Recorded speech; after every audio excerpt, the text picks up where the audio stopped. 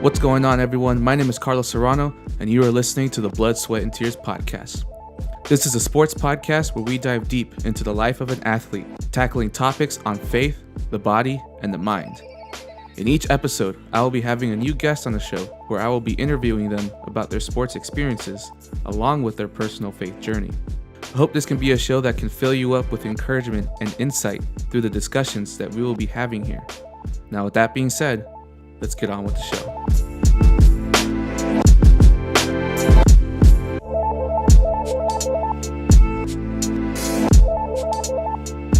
What's going on, everyone? Welcome back to the Blood, Sweat, and Tears podcast. It's been a long time, but we're back. I'm Carlos Serrano, and I am joined by a very, very special guest. Mi padre, my dad, my father, Alberto Serrano. It's great to have him here. Dad, welcome to the episode. Welcome. Thank you, Carlos, so much for, I'm just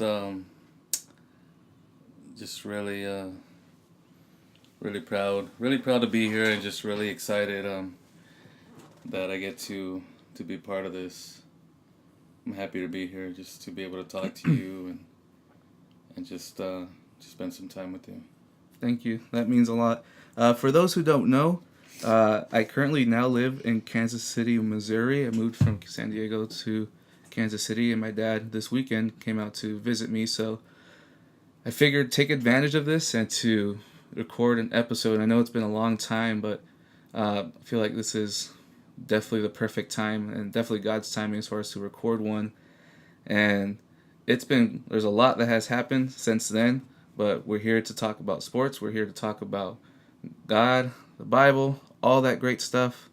But first, as always, the first section of each episode, I interview my guests, and this time I get to interview my own dad. And so, Beto, I for those who don't know about your history in sports, I mean, you're a big reason why I got into sports in the first place. To be honest, you ingrained sports in me since I was little. You're a big part of why this podcast is even happening.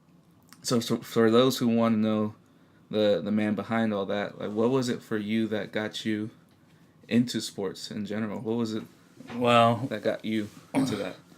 Well, I guess it started at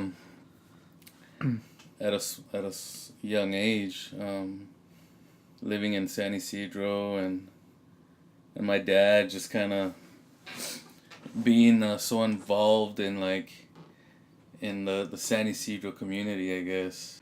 My older brother Ernie was playing.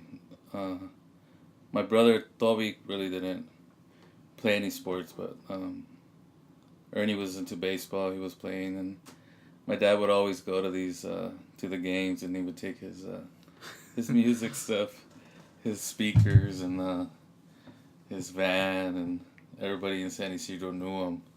So he was really involved, and I was I liked it. I liked baseball, but I was really into it. Baseball was like my sport, and I mean, I would practice so much. I mean, we lived in these apartments, and in the parking lot, I would just every day I would throw this tennis ball, and I would throw it to the wall. The reason was that that ball was going to come back to me. And those were my drills. Those were like my practice drills that I would do. It's like if somebody was hitting me a ball, but it was actually the wall that was. But and then there was so many kids around the neighborhood, and we would just play ball all the time, and so I felt at that time that I was like getting really good at it. I mean, maybe I wasn't, but I felt like, I'm playing shortstop, I'm pitching, and they would put me to pitch, and I would strike dudes out, and I was like, this was at a young age. I started like, t-ball, and I think I was 5 or 6, and then my dad there all the time. I don't know if it was annoying at sometimes, or just like with all his stuff. Yeah, with all the and then he would like kind of try to embarrass me in front of people, and but I think he did that to my older brother too, to Ernie. But it was a lot of fun, a lot of memories, and then he would videotape and do videos and stuff, and it was a pretty good childhood. But I loved playing. I loved just like being out there, the competing, and like I would and so at that time, like when we were in San Isidro, and we didn't have a car. I mean, my dad had a van, but that was his van. You know, like It wasn't the it family wasn't van. the family van. No, it was the van for like basically like the His music stuff. yeah the speakers and like his stuff. So I would have sometimes I would walk from the apartments there in the Del Prado apartments right there off of Smythe and Bayer.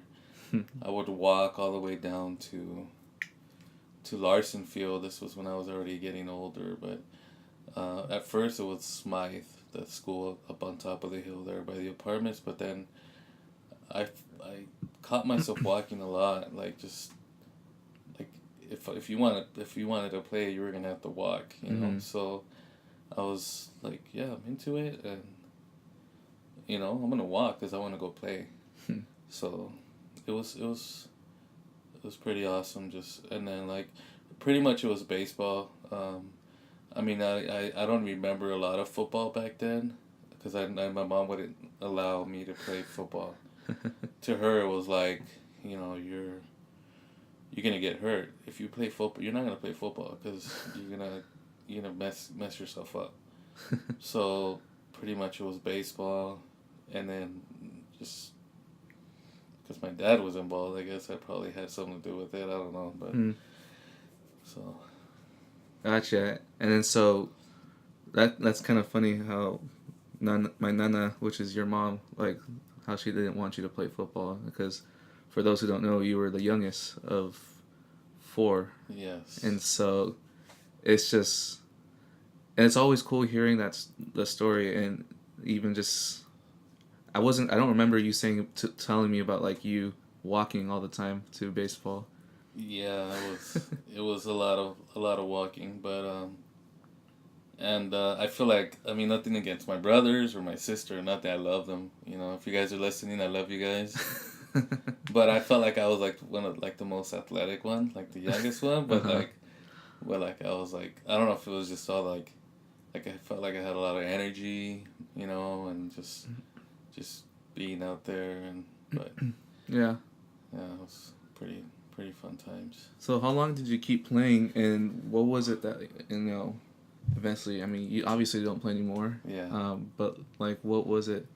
How long did you keep playing, and what was it that kind of? So I was I played until like about I was like maybe 14, but in between that there was some good years. We would like traveling stuff, like we'd go down to TJ and play down at against teams in TJ, and then one year they took us down to like Ensenada to play baseball down there against like real good teams, and and then I started getting older, and then playing down at Larson Field a couple years, and then I started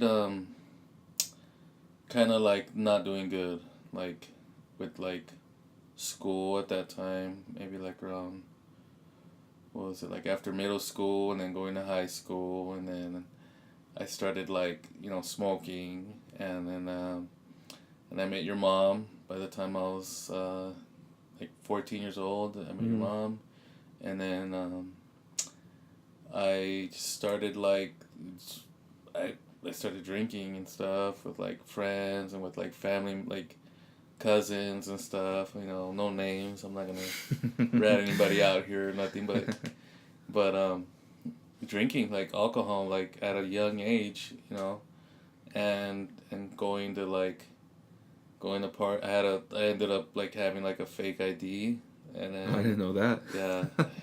Well, there's probably a lot that you don't know that you can find out right now with this with this podcast, unfortunately. But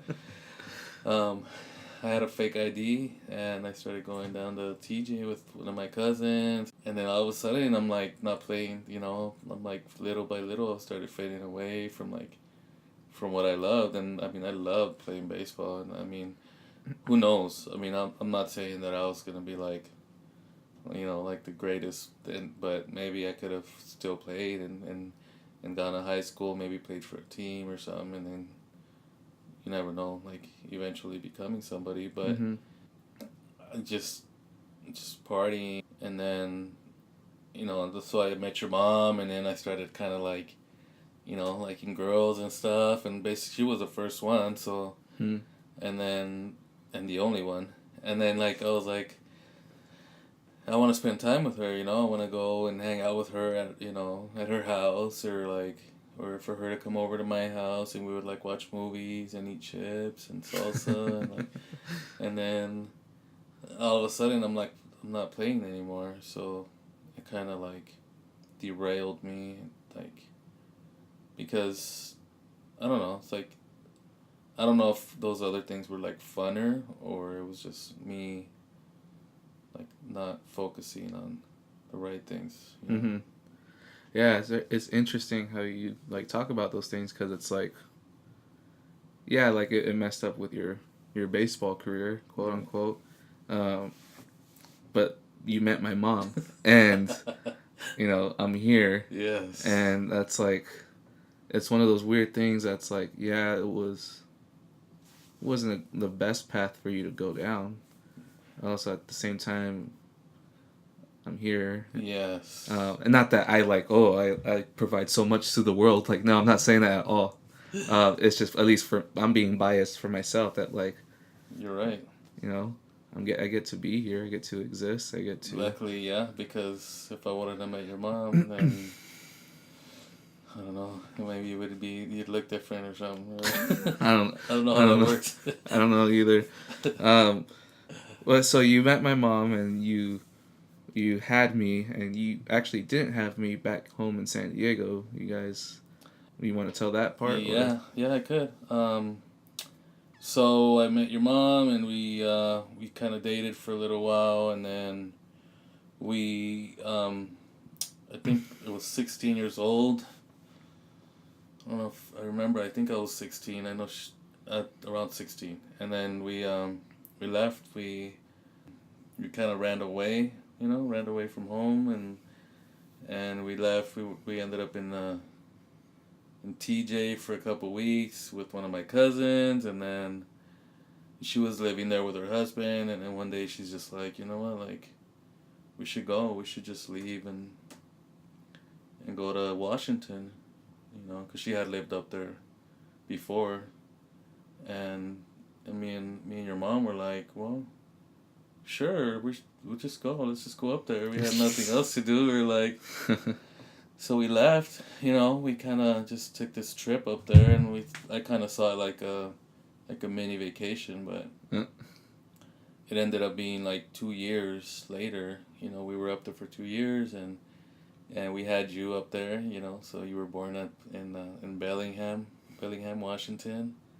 Little white little boy with blue eyes. Um, and it was the greatest decision, greatest thing that I ever did was meet your mom and have you guys. Just it's awesome how God just works on families and people. But Yeah, yeah, and this is interesting, and that leads to my next question. Like, what? So you mentioned like God being in your life, and so tell me about your relationship with God throughout your life, and like, what was it that introduced you to Him, and when did it become an actual like relationship for you with Him? so so I come from me and my siblings come from a Catholic background. So I believe my mom's family. My dad was I don't remember him being too involved with church or with God. Maybe his mom was, but my mom was. Every Sunday we were at church. Uh, at the San Isidro Mount Carmel Church there in off of Bayer, and every Sunday we were there, and and I think I remember a lot of it. I just remember going, and sometimes I would fall asleep being at church. I guess I wasn't into it or something, but she was, and then she put me in me and my I remember Ernie too was in Bible studies there at the like another part of the church, but like on a different side of the street, and he was there doing Bible studies, and then I was doing Bible studies. So like it was it was installed in me. It was like, you know what, this God exists, Mm-hmm. and this is who He is, and but there was also like a lot of other saints and everything else that was, you know, like Mm-hmm. involved in all that. But so that was part of my me growing up, and then when I met your mom, it was different. I know I think she was going to a Catholic church too, but she was more like deep into it, like, you Mm-hmm. know, because her parents had her like every year she was like in catechism, Mm-hmm. so she was like she had to go, so she knew, like, she knew already, like, scriptures and stuff, and like um and she kind of like got me into it too, you know, like more I kind of like looked up to her with that, you know, like, oh, she's pretty like involved with God and all that. So Gotcha. And so, where you're at now, when did it become for you taking your relationship to God to a whole nother level, like where you're at now, through like all the years that you've gone and. so I think it was a couple years ago. I'm not sure what year it was, but we started jumping around. Me and your mom started like jumping around from churches and stuff, and going to like different, like East Lake Church and like Bonita Valley Church, and you guys were already kind of, you know, grown up or whatever. But I started going to different churches, and then at that time it was like kind of you know, you started going to church after your football accident, Mm-hmm. and then you know, I remember you wanting to get baptized, and I was like, what do you mean? Like, you already got baptized and you were a year old and we baptized you. Why are you trying to get baptized again? I didn't understand what was going on. But and then your sister all of a sudden was like, oh, I want to get baptized too. I'm like, wait, what's like? So, yeah, I mean, your mom were like, oh, what's some, you know, this is what's going on with our kids, right? They're like, I mean, it wasn't bad, like in a bad way, like it's not like, But but so. we were kind of like, okay, so they're you guys started, you and her, you know, you and Claddy started hanging out with like, you know, church, you know, church kids and all this stuff, and then so I kind of saw like changes, like you changing and your sister changing, and then I liked it. I was like, you know what, this is something good here. This is like, you know, really good that my kids are like motivated to like to pray. I would see you a couple times. I was like, I'd wake up early and I would see you outside. There was a couple times you were outside in the dark or like in the early morning, and I'm like, what is this kid doing? I'm like, and you were praying. You would be outside praying with your Bible, and I'm like, wow, like this is like.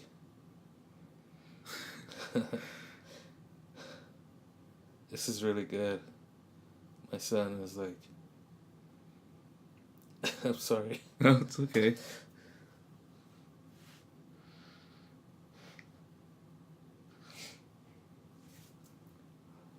Um. So things like that kind of. I'm sorry. It's okay. It's all right.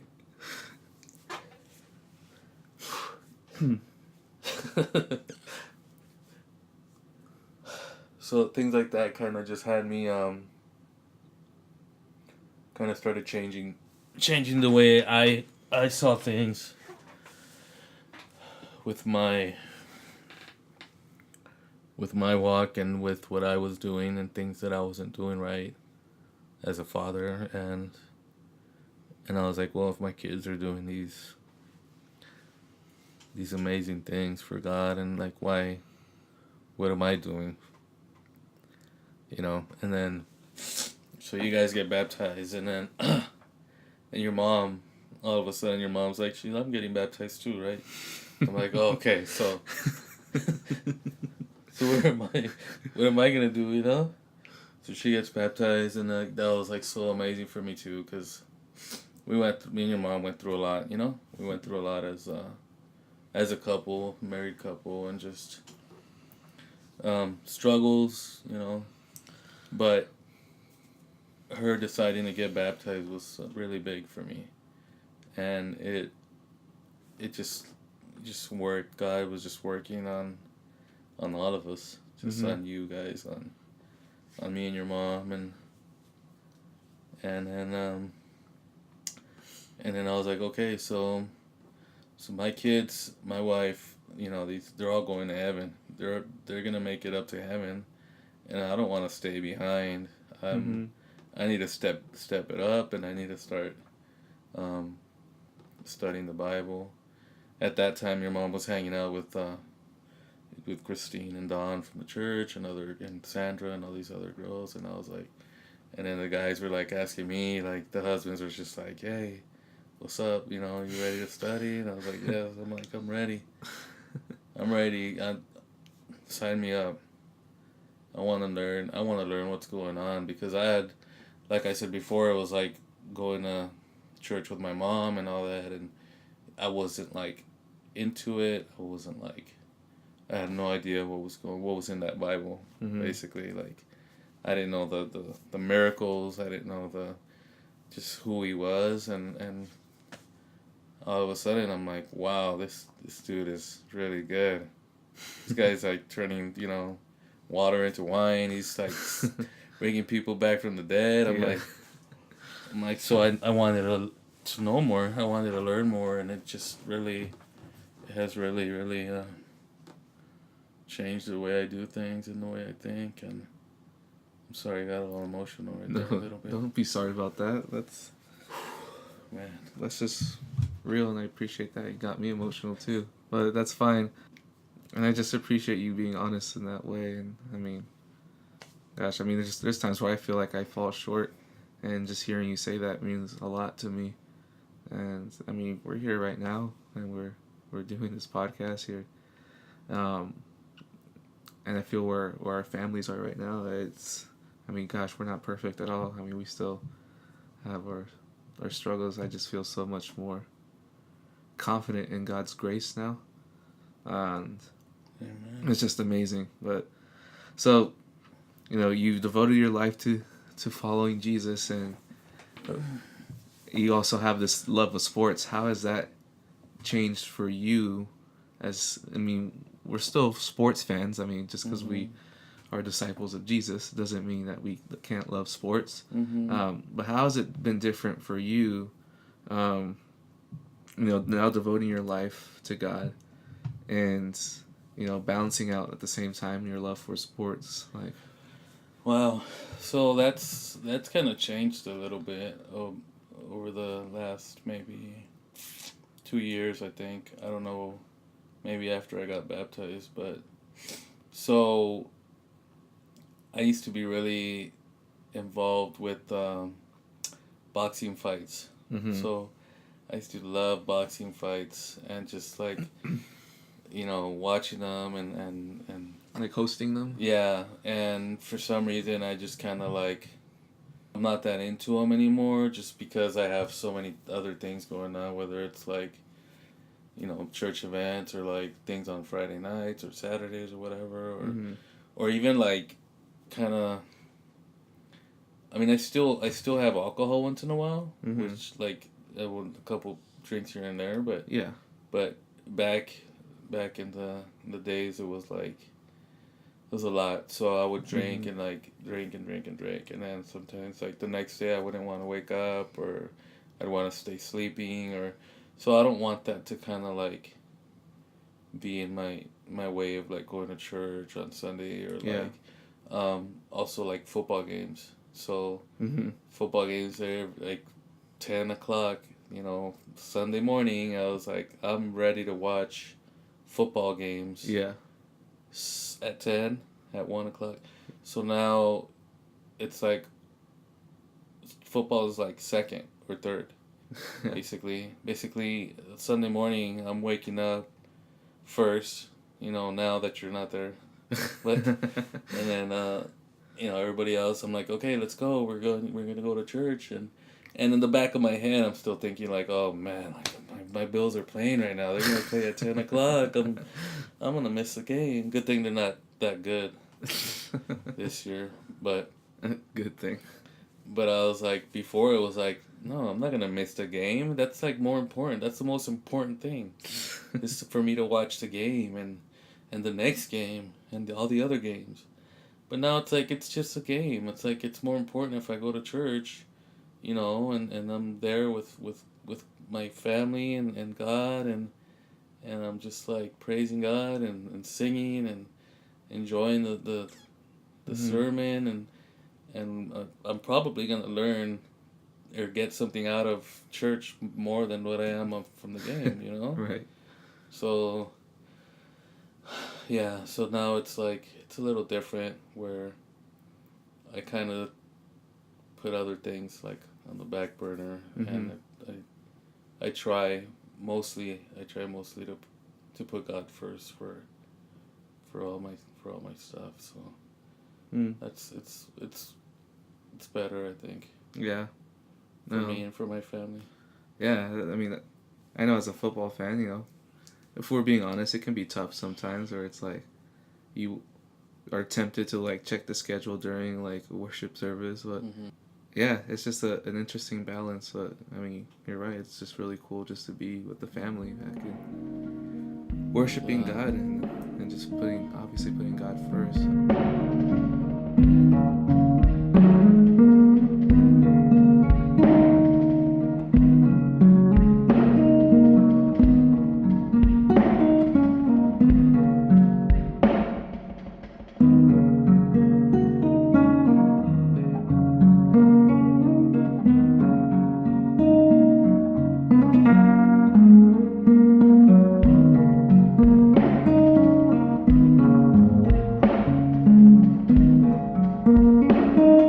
Alright guys, welcome back. Now we're in the next segment where we talk about the world of sports news and what's going on around sports.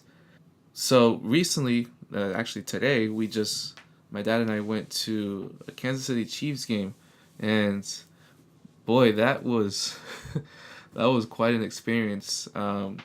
Never been to a Chiefs game, but we went to see the Chiefs against the Jaguars, which, if you're listening, the game had already, by the time you're listening to this, the game had already ended, and the Chiefs blew out the Jaguars. None of us are Chiefs or Jaguars fans, but we're big football fans.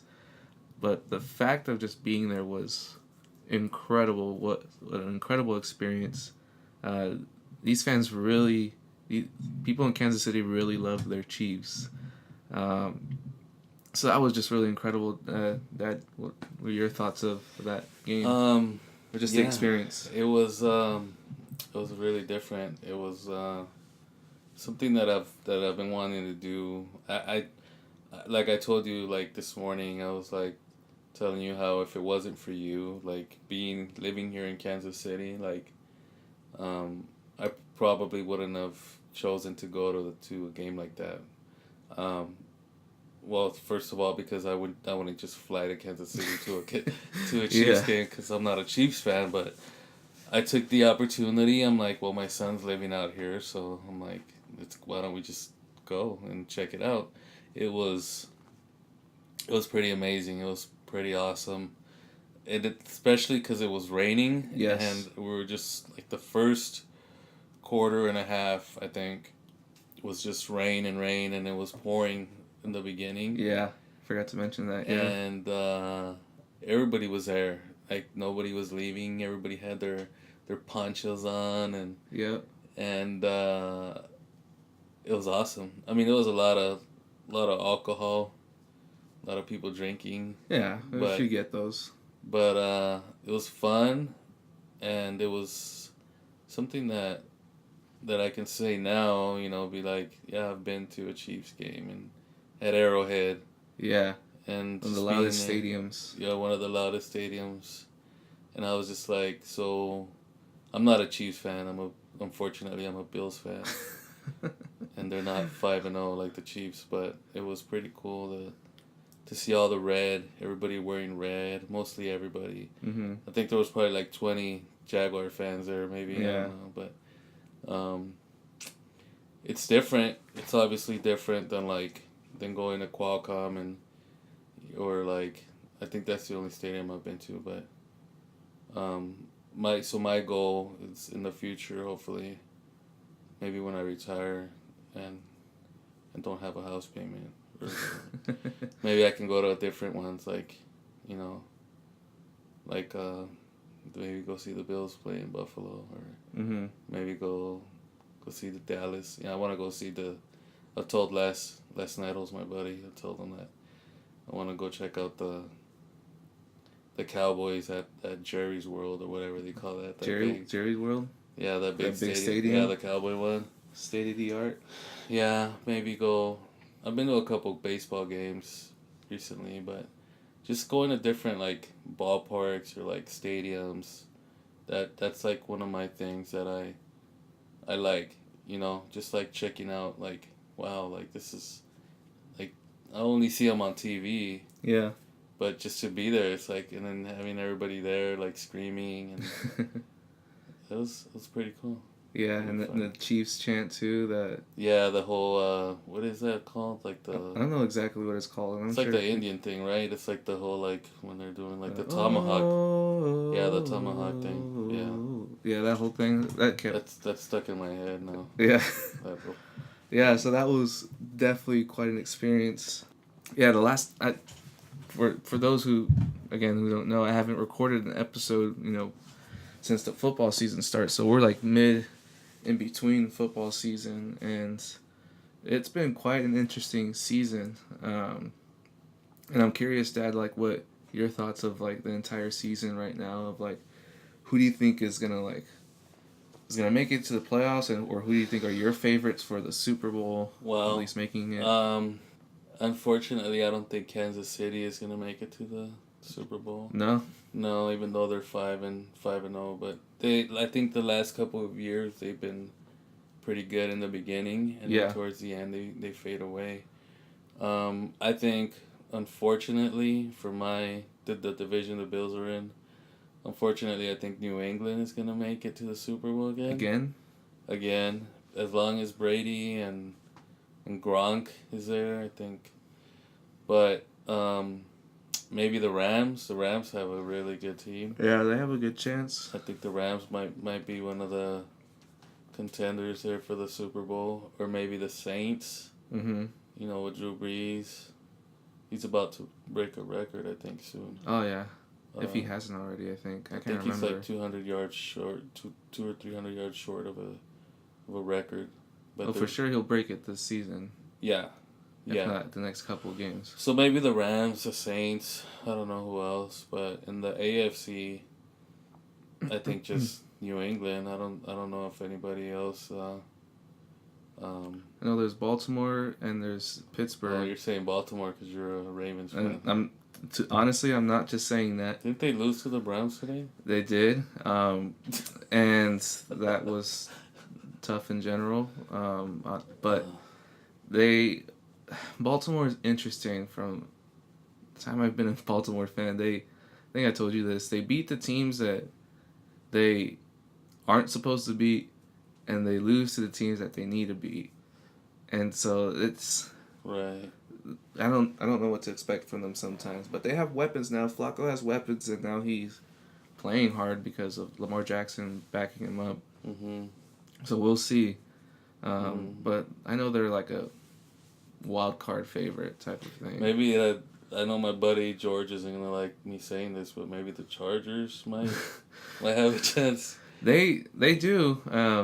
And for those who don't know, people think that my dad is like a jinxer or like a cursor or something like that. When he goes for a certain team or says that they're gonna win, they end up losing. Which is funny because we went to the Chiefs game, and they won. So it's just kind of funny. It's not true. I don't jinx anything. Yeah, superstition. But so maybe New England or the Chargers. That's what I don't know. Yeah. for the Super Bowl. It'd be good. I mean, just and then after seeing that junior thing was kind of. Oh yeah, so we'll talk about that too in a little bit. So before we go into that, speaking of like playoffs and all that, I know baseball playoffs is going on right now, and to be honest, I haven't been catching up too much about all that. I know it just started, but I know you're more familiar with that. So, what are your thoughts on Well, the playoffs right now? yeah, I'm glad to see the Astros are back in the playoffs. They have a really good chance of going to the World Series again. I know the Yankees are in. I like the Yankees, but I really don't like them because they beat the Padres in the World Series in Yes. '98. So, um, the Dodgers, I'm not a Dodger fan at all. I was actually my dad never liked the Dodgers growing up, like when I was growing up. So he would tell me that like the Dodgers were like no bueno. So I was like that's the way I grew up. And now I'm like, oh my gosh, I'm like the Dodgers again. I'm like really like why like why are they in the playoffs again? But I think unfortunately the Dodgers might make it again. We might see another repeat of last year. Maybe Houston and the Dodgers again, or the Yankees and the Dodgers. I think the Dodgers have this playoffs pretty much. I mean, I think they just I don't know what the score was for today, but I know they were beating the Braves like 2-0, and then the Brewers. I think all they gotta do is beat the Brewers, and I think they're in again. I think they're back in the World Series again. So it looks like they have an easy path. Yeah, Well, I think relatively easy. Yeah, I think they're the favorite right now. I mean, they have a lot of veterans, a lot of good players on their team, and I think the Brewers have a lot more younger players that aren't really like. They don't have the experience like that the Dodgers do. So I think that's gonna affect them. And then they're doing this. I don't know if they're still doing it, but they were doing this thing with their pitching staff where they would. Not start a starter in the game. Yeah, we were talking about that as far as like the whole new analytics thing what Yeah. baseball is doing. Right. Weird. And they would like put in a bunch of relievers and think that they're gonna win that way somehow.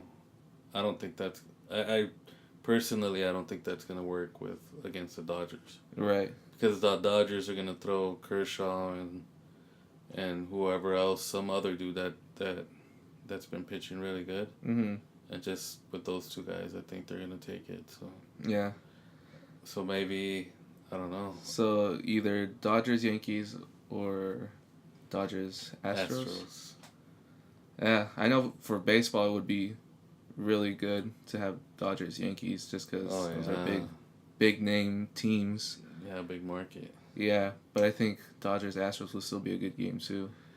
Yeah, kind of like a revenge thing. Like you guys beat us last year. Yeah, we're gonna come back. It seems like either way it would go good. It was a really good series. Yeah, I remember that. Back and forth and just like a lot of drama and it was pretty fun. Yeah. Yeah. Oh yeah. So sports is we're knee deep into sports, and I know you're not a huge basketball fan, but basketball season's coming up, and I'm excited for that. Just LeBron. All these LeBron to the Lakers. It happened. I don't remember if I recorded that by the time. I can't remember. But yeah, it's a good time to be a sports fan now. That fight last night. That's right. That UFC. The McGregor and Habib fight. That was a crazy fight. I didn't watch the whole thing. I saw highlights of it, but everything that happened after too was just wild too. Yeah, they were gonna get fined or something. No, they're definitely gonna get fined. But now I'm hearing that they're gonna strip the belt. Yeah, strip the belt from Habib. So that was. It's tough because that was a really good fight, but everything that happened after it, I know people are saying more exciting than the fight. But it was wrong. Yeah. It was wrong what happened. Yeah, and that's what people are saying. Like it's giving the bad name to the game. Yeah, to and the all sport. that. Yeah, but Fighting outside of the ring is not cool. yeah, yeah, a lot of great sports stuff happening. Um, but yeah, going on to what you were talking about earlier.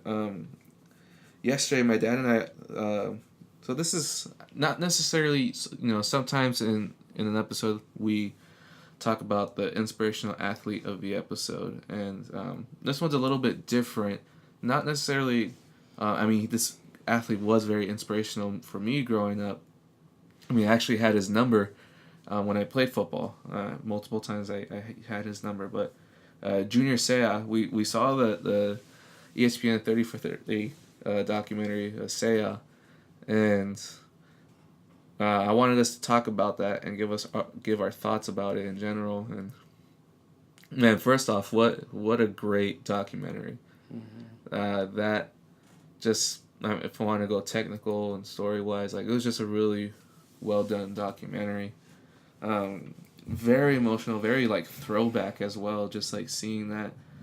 Me growing up in San Diego, and I'm not a Charger fan, but just always idolizing Junior Seau. And he's big in San Diego. I mean, huge. I know we can speak and attest to that, living there and how big of a deal he was. But obviously, with Junior Seau's life, he had a lot of problems towards the end of his life. He, with the CTE stuff and, obviously his suicide. It's just a lot of stuff, and what a very intense and interesting story this man had, in life in general, and in a tragic way it ended as well. But I want to get your thoughts, Dad. Like, what was Well, how you felt about I got really emotional watching it. I'm not a Charger fan as well, but I am a Junior Seau fan. I've always been a Junior Seau fan, and just watching that that 30 for 30 thing, it was like, wow, like if you guys haven't seen it, you need to watch it. especially people back home? Yeah, whoever's back home listening to this, it's on ESPN Plus, I believe. Yeah, and you can easily just get the free trial, and it's like a 7-day free trial, and then cancel it. It was I cried a couple times just because seeing him go, and then like the struggles he had with his family, and like wanting to please everybody to make sure that everybody was taken care of, and like, or like just family members like wanting stuff from him, Mm-hmm. and like, and him feeling horrible that he couldn't, or that It was never enough. that it was never enough for them, and they wanted more and more, or like, and then like the concussion stuff was really bad. I mean, just seeing like the kids, his kids, like trying to talk to him, and then like him not responding towards the end of his life, and I think it kind of hits me a little bit too, because I mean, I'm 43 right now, and he was 43 when he took his life, and he was awesome. He was just like, he was an amazing player. Yeah. My respects for that dude. He was just his work, how he worked so hard, and everybody would try to imitate him and be like him and try to work as hard as him. Yeah. No, absolutely, and I love how the documentary not only captures how like incredible of a player he was, but just how incredible of a person he was. Yeah. Before like his brain was getting messed up with the CTE, where he just was always so loving toward, especially the fans. He, again, like growing up in San Diego, he loved his fans and he loved San Diego. I used to take you guys to the practices. Yeah. All the time. You and little Junior, Chewy, Juanito. Yeah, all my cousins. Yeah, we would go and get autographs from him. Get autographs back in when they were down there at off of Arrow Drive, Arrow and Murphy Canyon. I used to go. I wasn't a Charger fan, and I would still take you guys to go see Junior, and to go see the some of the other guys that were playing back then. Like, yeah, maybe I was a Charger fan. Oh my gosh. Oh. No, I wasn't. Just kidding. Oh yeah, but it took so, just the fact that I don't think I ever got a junior scout signature because it was so hard to like try to get one. Oh, But I think I remember like one of my cousins, I think it was actually I Junior, think Junior ended up who getting actually one. getting one. It was so hard to get to him because everybody wanted to see him and talk to him, and like he was so cool. Like, I mean, he'd be out there for a long time. Yeah, yeah, and that was the thing. Like, I know we can attest to that. Like he, like autographed as much as he can, like people's, like, just things in general, and yeah, it was just incredible. I think a lot what I took out of it as well from the documentary was just like how serious depression is, and how serious like that can affect people, and even just how important it is to like reach out to people, and it just really yeah, just a very emotional documentary. I mean, I cried a lot too. Yeah. I think there was a point we were both crying, looking at each other while we're watching this thing. Yeah. But incredible documentary. And at the end of the day, like, an incredible man. That unfortunately ended in a very tragic way, but you know, also in a very weird way, and at the same time, what happened to him, it catapulted this whole research for CTE Yeah. and brain damage, and changing the rules as much as we can. And it's still crazy now. And it's tough because I love the sport of football. I love it so much, and I love what it taught me so much as far as discipline and teamwork and never giving up and all these types of things. And at the same time, to be honest, I'm not sure if I would want my future kids, if God willing I get any, if I would want them to play. Yeah, It's people are interesting. thinking now twice. They're waiting, or they're like, I don't want to put my kid in the football or like tackle football yet.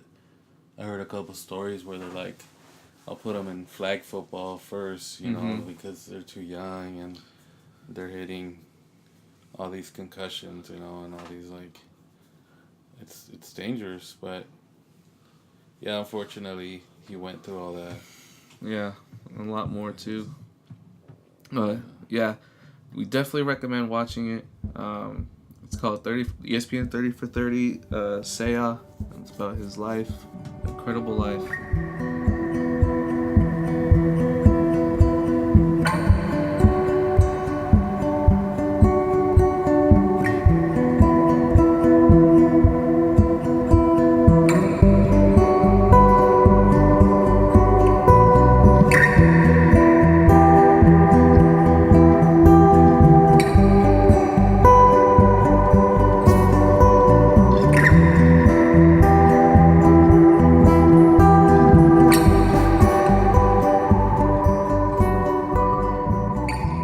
Welcome back, guys.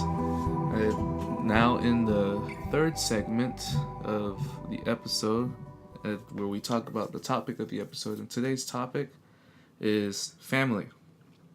So, which feel is fitting since I have to talk to my dad for this episode.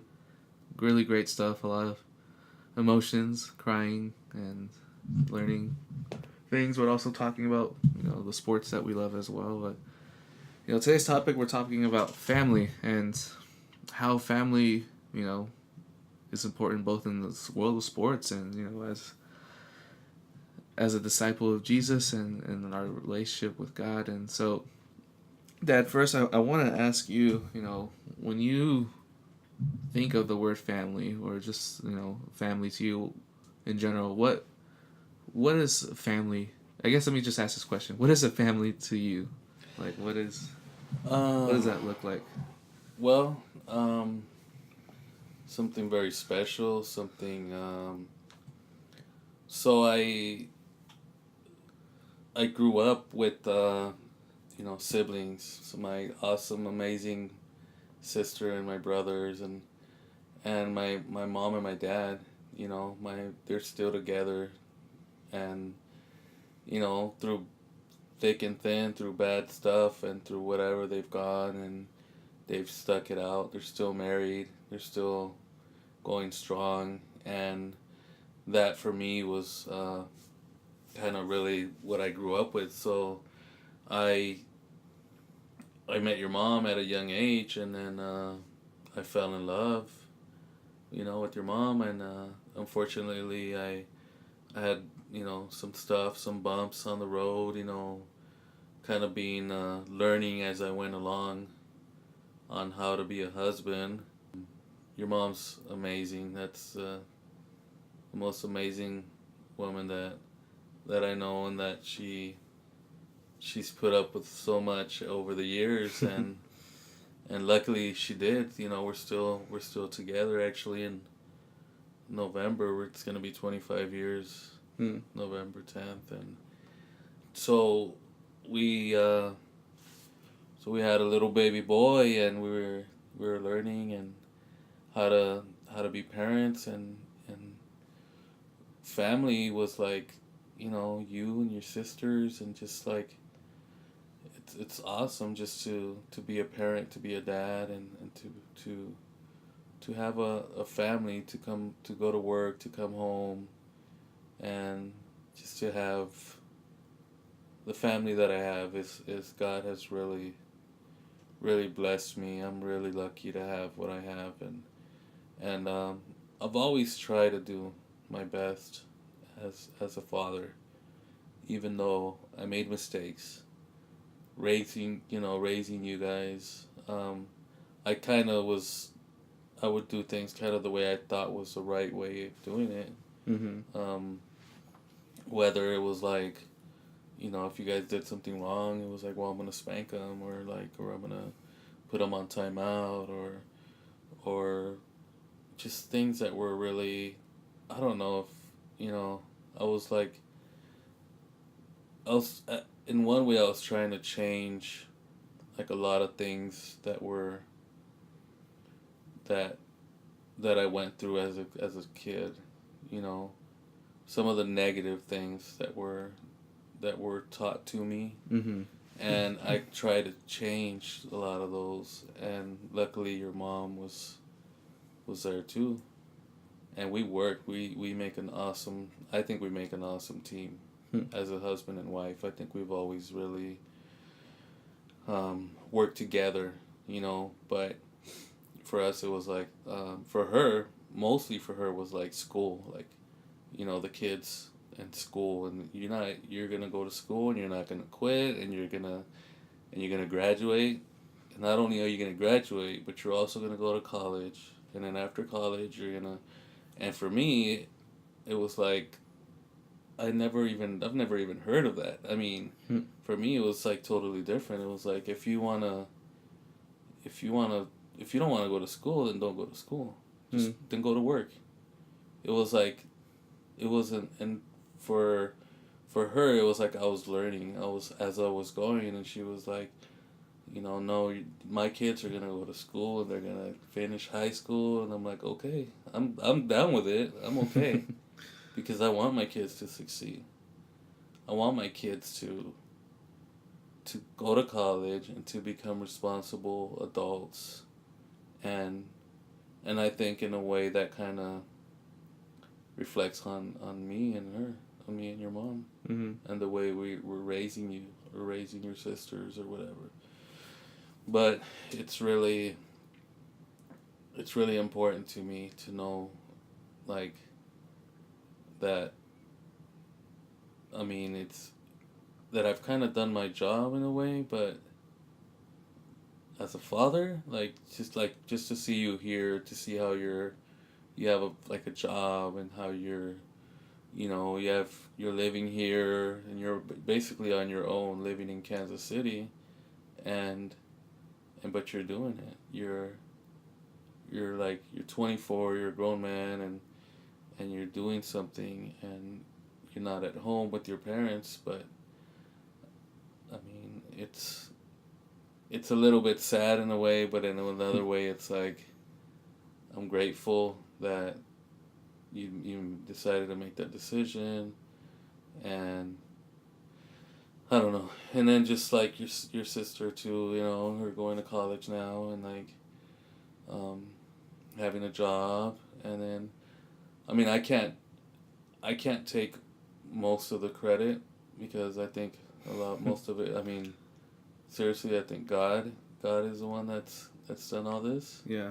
But family's really amazing. I love I'm a really like family dude. Like when it comes to my Yeah. family, and then like when it comes to my parents and my sister and my brothers and even like my aunts and all that too, like cousins, and I love just family. Yeah. That's a big word for me.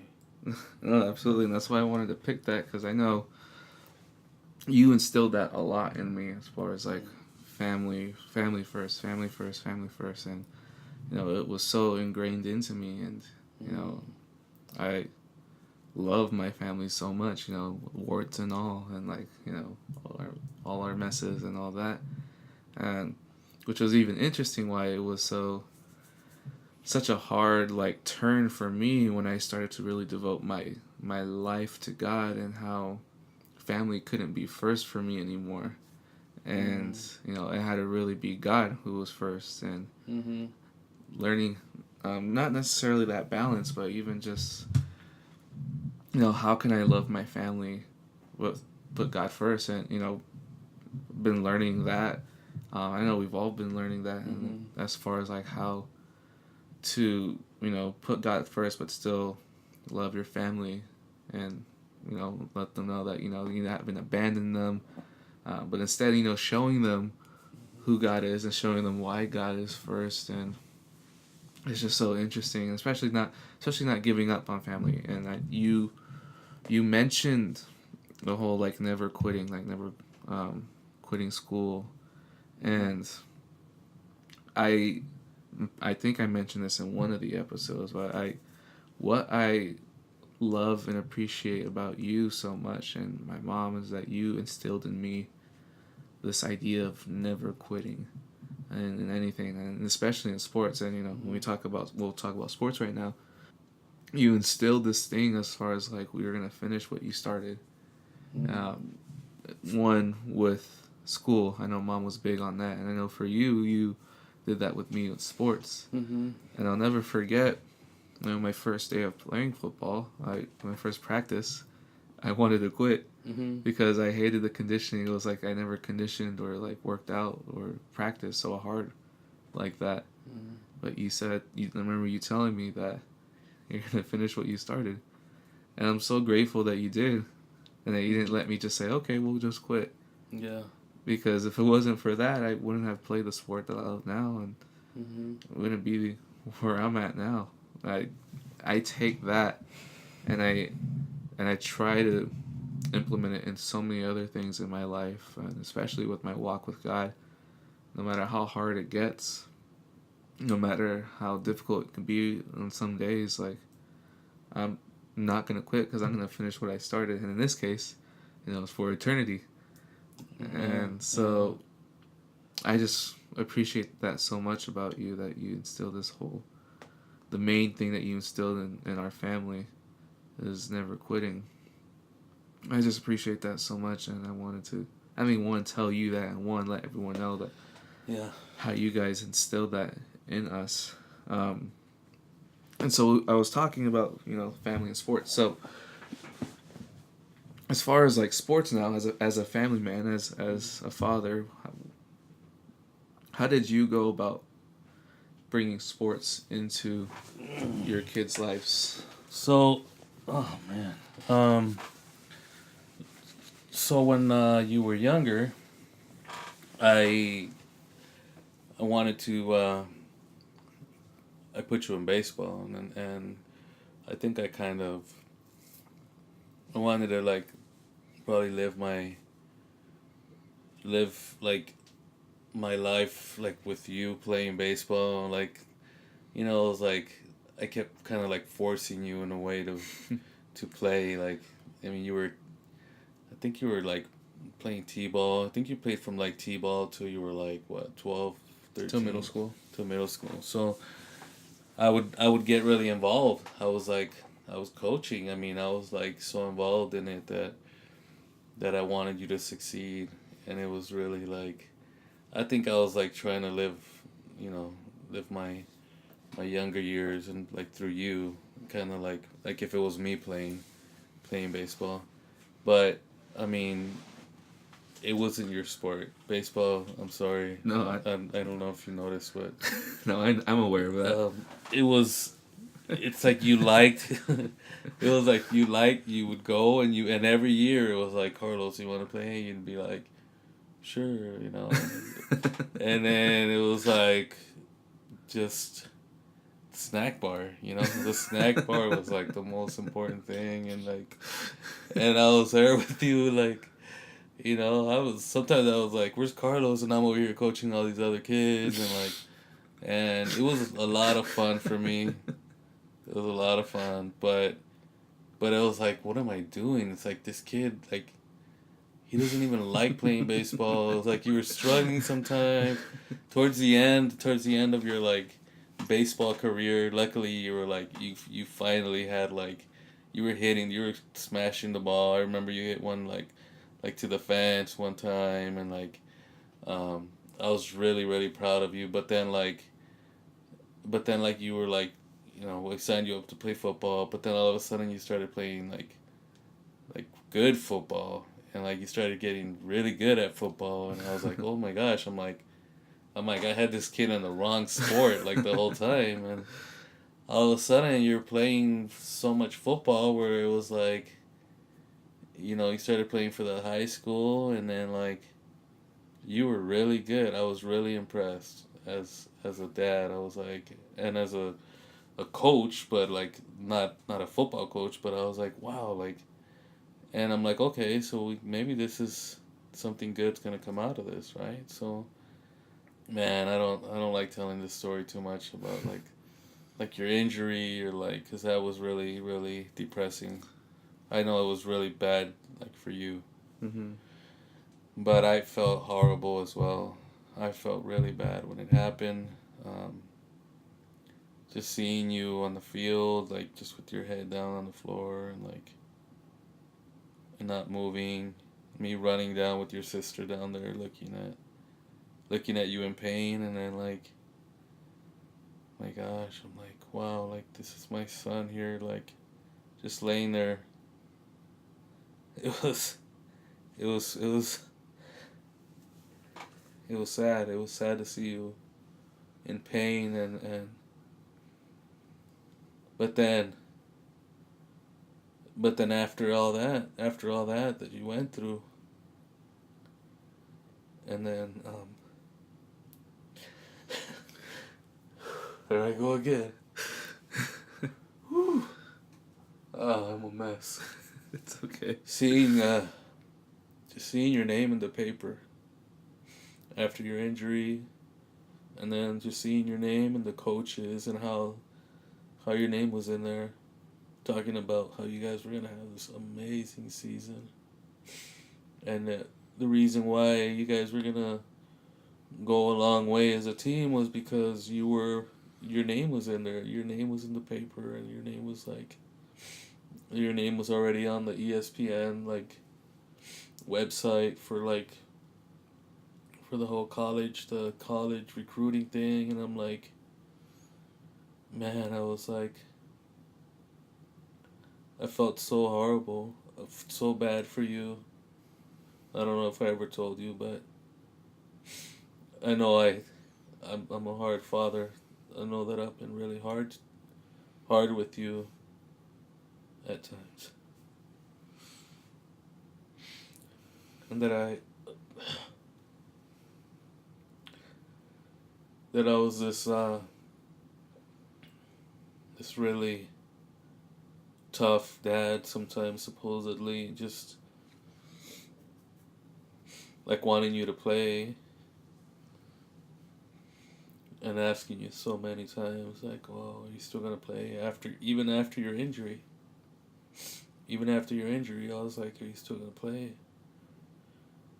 And I was just being selfish. I was just being just this really dumb person.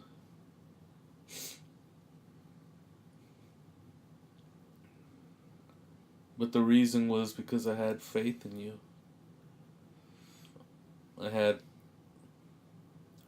I thought, well, my son is really good at this.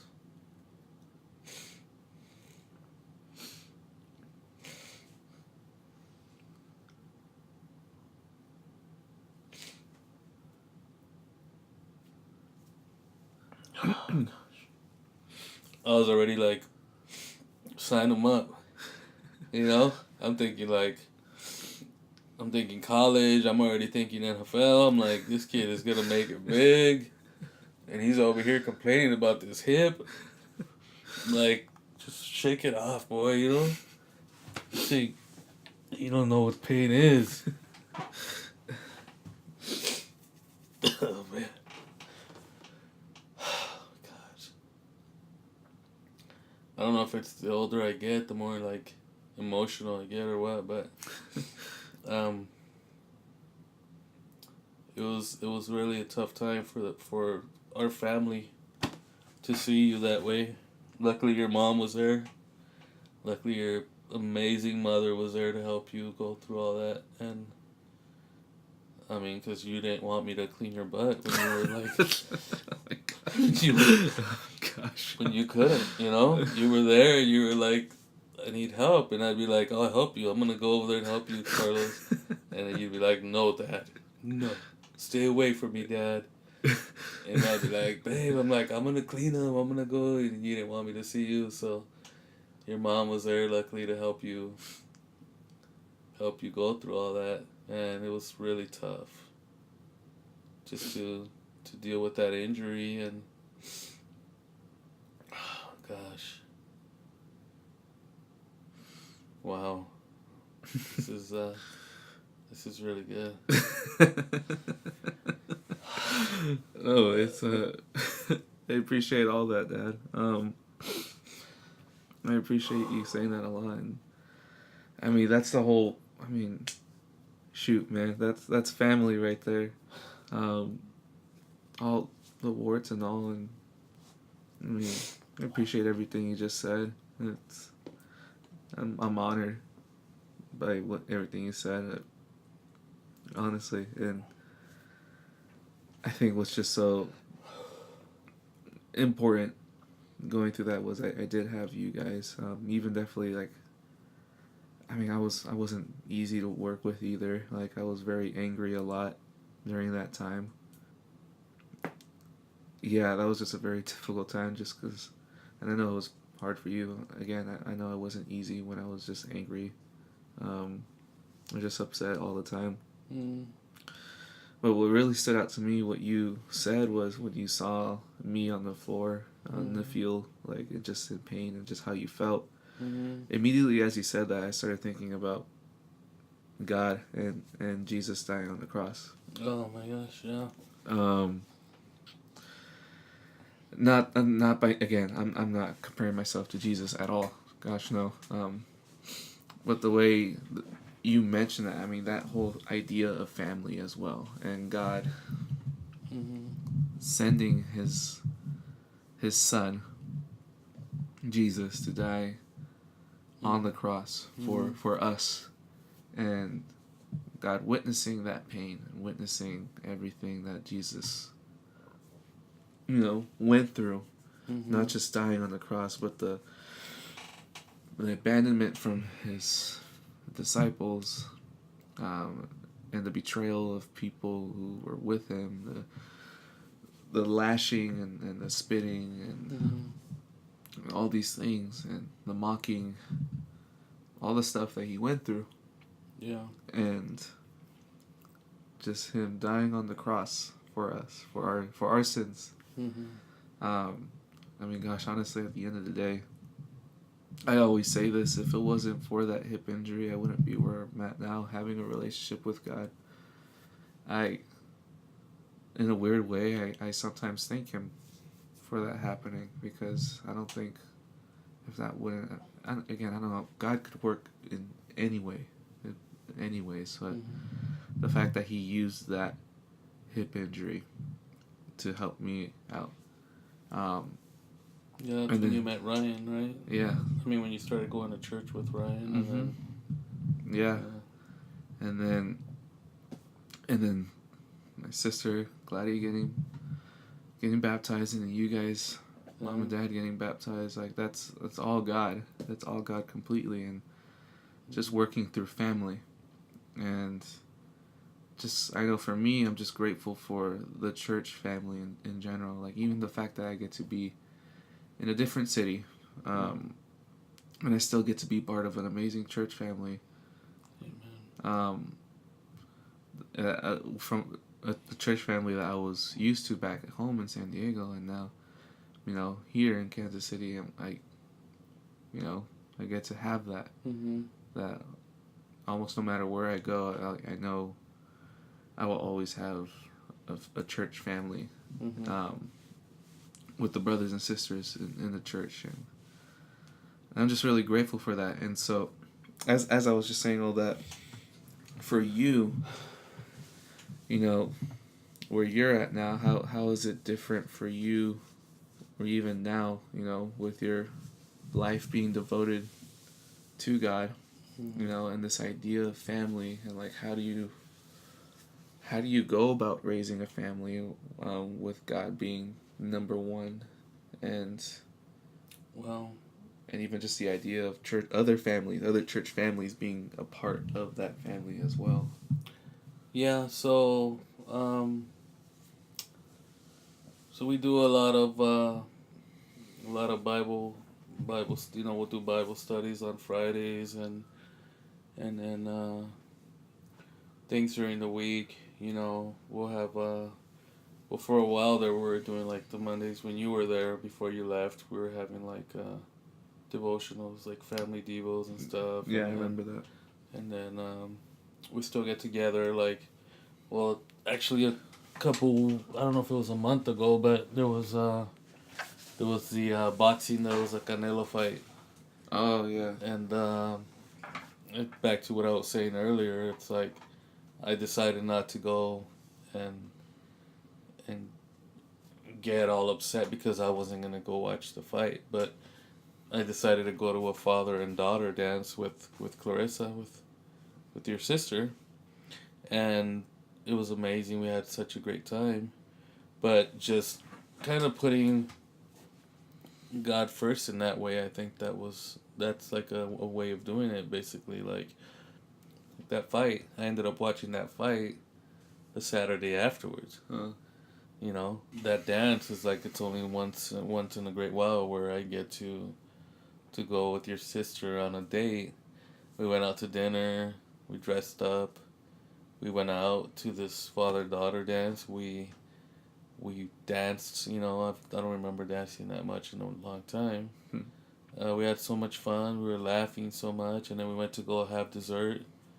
With Ashley and his daughter, and we were just like, and then it was just amazing. It was amazing, just So that's what I try to do more things that are more positive, that are more like that are gonna kind of help the family out more than negative stuff. Yeah.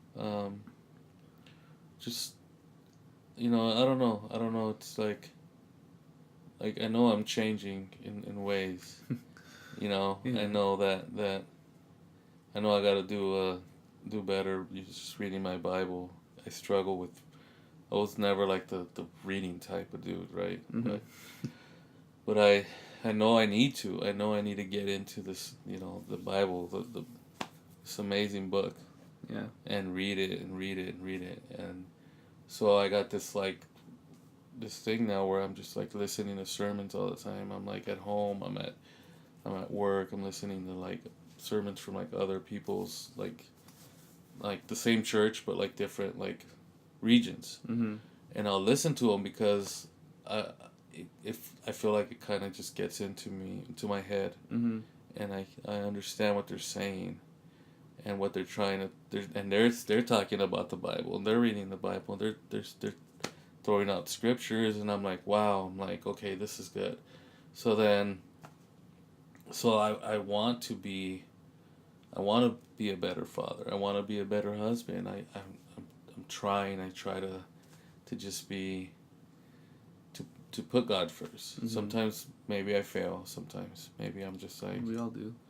you know, I mean, we're human, right? And Yeah. we're gonna make mistakes, but now it's like, you know, I mean, I've always tried to be a really hard worker when it comes to like, you know, supporting my family and all that. Mm-hmm. But now it's like, you know, it's before it was like I would stay after work and drink.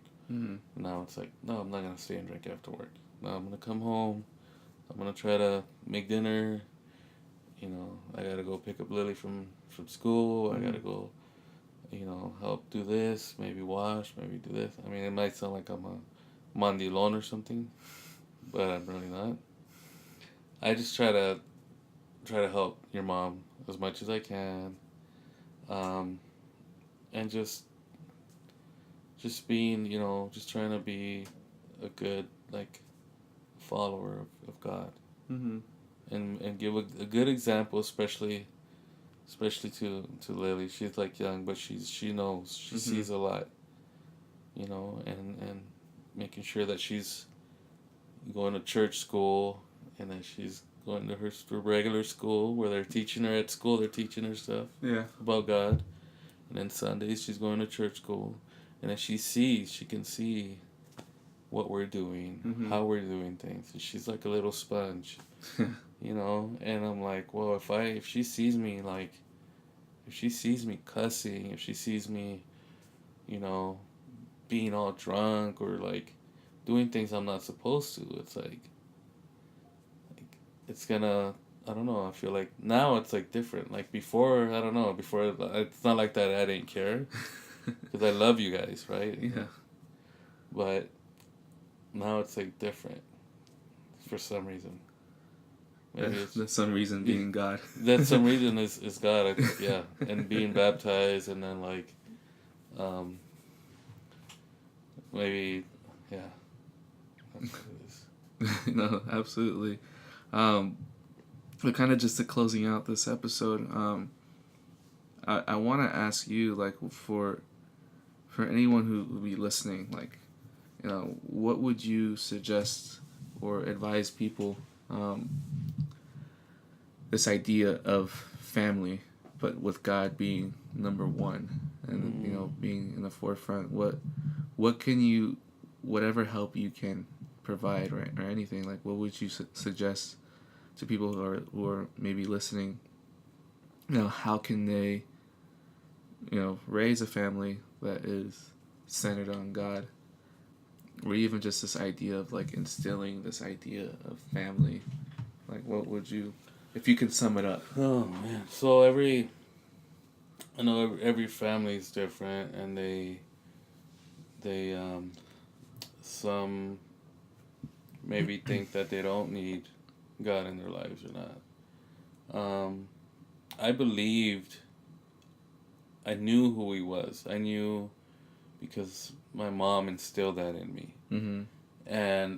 But I really had no idea really exactly who He was and what He was doing for me. Mm-hmm. So I think for another family, say like, I think it would be good for them to just look at the big picture of where they're at, Mm-hmm. and how God has transformed, or what God has done for them.